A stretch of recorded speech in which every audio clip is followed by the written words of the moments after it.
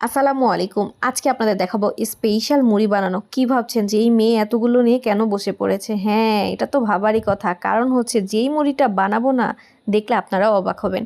এখানে কিন্তু নিয়েছি আমি ধনেপাতা, টমেটো, তারপর হচ্ছে পেঁয়াজ কুচি, কাঁচামরিচ কুচি আর হচ্ছে চানাচুর, যেটা না দিলে চলবেই না। তারপর হচ্ছে এখানে দিয়েছি সরিষার তেল। সব সুন্দরভাবে মেখে নিচ্ছি। দেখতেই তো পাচ্ছেন যে জিদ করে মাখছি। না জিদ করে মাখছি না, মন দিয়ে মাখছিলাম। তারপর হচ্ছে মাখার পরে গ্রামের মাটির চুলাগুলো আছে না, ওই মাটির চুলাতে যে ভাতের চাল দিয়ে যে মুড়িটা ভাজা হয় সেইটা, মানে কেমন জানি লাগে দেখতে আর কি, কিন্তু খেতে খুব টেস্ট। অতটা ফুলে নেই, চাল ভাজার মতোই। যাই হোক, আমার এই মুড়িটা যা হয়েছিল না, আমি যে আপনাদের সাথে যে কি বলে ভিডিওতে যে ভয়েস দিচ্ছি, তাও কিন্তু লোভ চলে আসছে ভাই, আমি কিন্তু আটকে রাখতে পারতেছি না। উফ, সেই মজা ছিল। এইভাবে এই মুড়ি দিয়ে যে কোনো কিছু খেলে অনেক মজা লাগবে, যেমনটা আমারও লেগেছিল। গ্রামে গেলে কখনোই ভুলবেন না, এভাবে করবেন। যাই হোক, আজকের ভিডিওটি এই পর্যন্তই। ভালো